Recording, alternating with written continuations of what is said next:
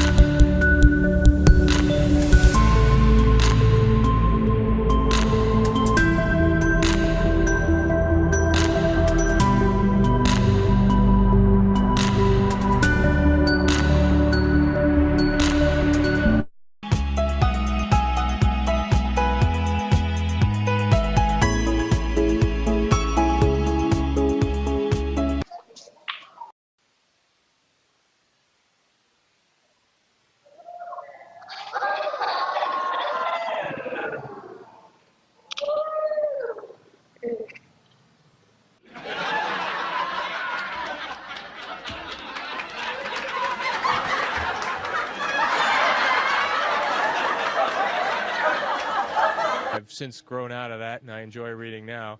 And I played a lot of sports. And all of that happened in a little town called York, Maine, across the United States from where we're talking to you right now. Across the United States from where we're talking to you right now. Across the United States from where we're talking to destinations beyond Earth orbit. Right now, we only can fly in Earth orbit. That's the farthest that we can go. Right now, we only can fly in Earth orbit. That's the farthest that we can go. And this new system that we're building is going to allow us to go beyond and hopefully take humans into the solar system to explore. So the moon, Mars, asteroids, there's a lot of destinations that we could go to, and we're building these building block components in order to allow us to do that eventually. The moon, Mars, the moon. Kinds of technologies that we're testing out on Space Station are definitely helping us with our goals of going beyond low Earth orbit. A set of crewed flights will test and prove the systems required for Reporting back to Earth the things that they are finding there. Then the question is, why go through all this trouble as far as faking the space station itself? Why go through the trouble of faking these people in space who are supposed to be the astronauts who are in space and have their arms disappear from the screen just like that? Station, this is Houston ACR. That concludes the event. Thank you, Fox News.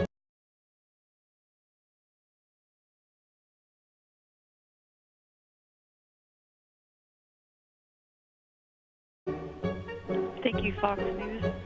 See the hair? I don't know. We're going to have to do something for you.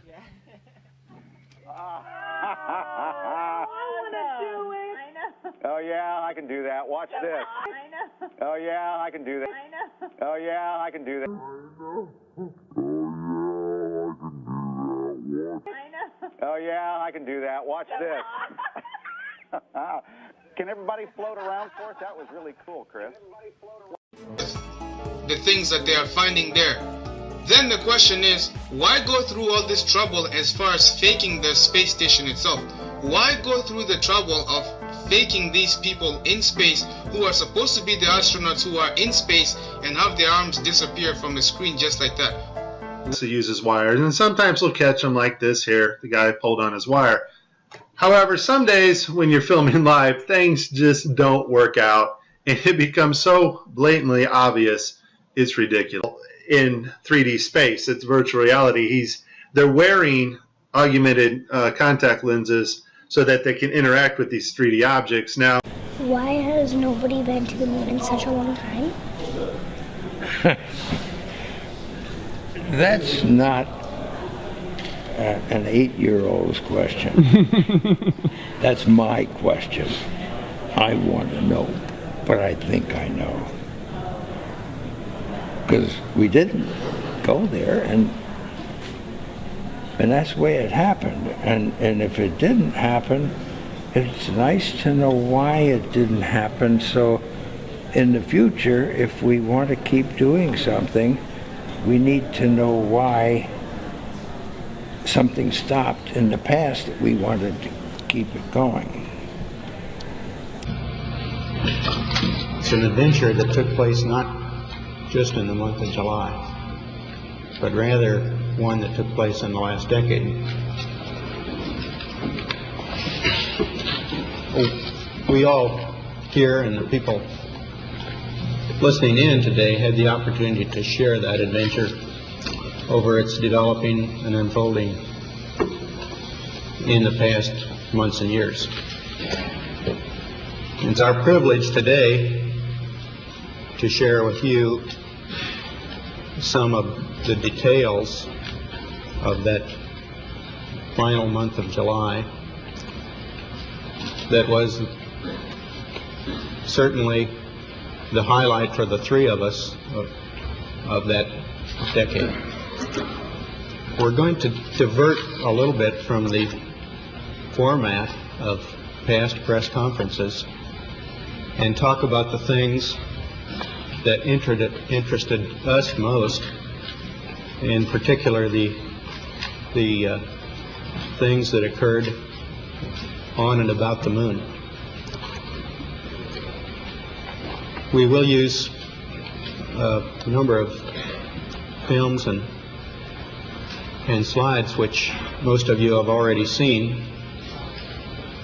and with the intent of pointing out some of the things that we observed on the spot, which may not be obvious to those of you who are looking at them here from the surface of Earth.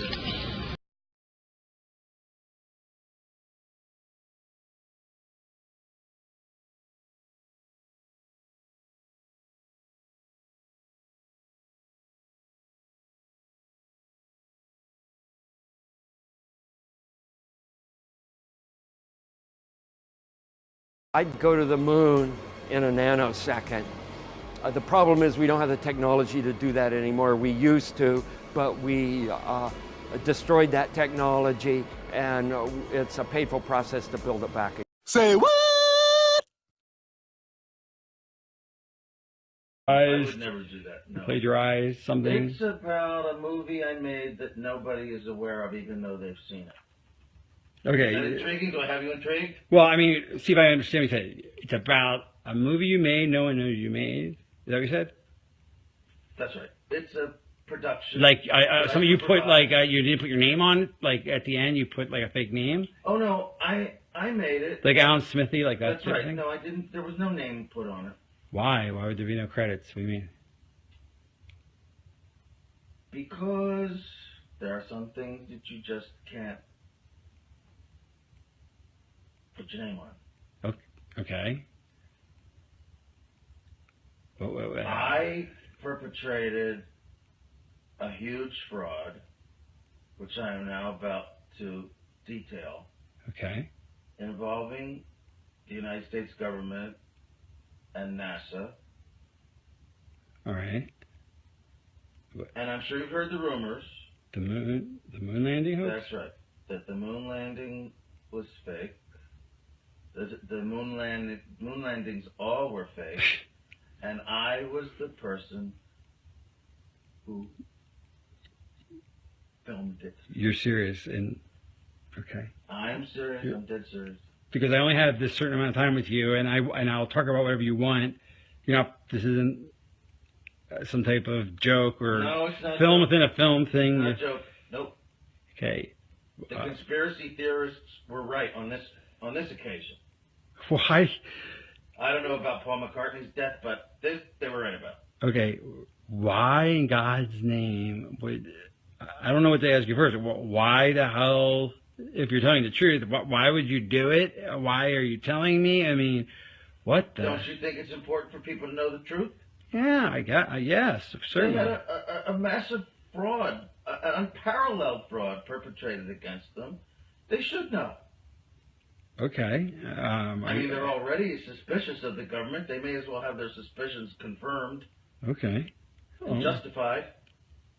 And this, why now? I mean, we're almost at the 30-year anniversary. What took so long? Why, if this is true, why? I won't go into that. It has to do with personal... Okay. Evolution and influences. And, well, I'll go into that. Is that why you look a little haggard right now? Because you look a little worn. No offense. Well, also, yeah, because I haven't been taking care of myself too well. I've been drinking a lot, but... Is that because of the stress of this? Of course. Stress, guilt, just conflict of all kinds. Wow. I mean, so you feel bad about this, clearly. I mean, this is not... I do feel bad about it. I also feel proud of it. It's a terrible conflict. Because you've pulled off one of the greatest hoaxes ever because of your... And because I made a film, if you want to call it a film, which I consider to be my masterpiece. And you can't take credit or even talk about it as a hereby, you are now. I'm hereby taking credit for right, but you can't actually go out. You're doing when people see this, you'll be dead. Until 10 years. Right, or 15, yeah. After my death. So you can't talk to Roger Ebert about it. You know, does that frustrate you? I have to pay the consequences for the decision that I made many years ago to go along with this. Like a deal with the devil. It's Faustian, to be sure. Because, and is that why you got such power in Hollywood? I mean, that would explain that. Why I have the freedom I have, that was part of it, yes. So they said, do this moon thing and we'll give you... When I made Spartacus, I didn't have this kind of freedom. Right. But I have it now. Through your career and your writing and your acting, you've inspired so many people to enter the sciences. How do you balance science with science fiction? They're both the same. The mystery of science fiction is what I'm talking about. Science and science fiction are essentially the same. Thank you very much. How do you prove a black hole? How do you know those gravitational waves proved the collision of two black holes? Somehow, eventually, they are able to observe phenomena. No, they can't observe. It's too far away. It's too theoretical. How do we know what they're saying is true? You know what it really is? It's all science fiction. Eventually, they are able to observe phenomena. No, they can't observe.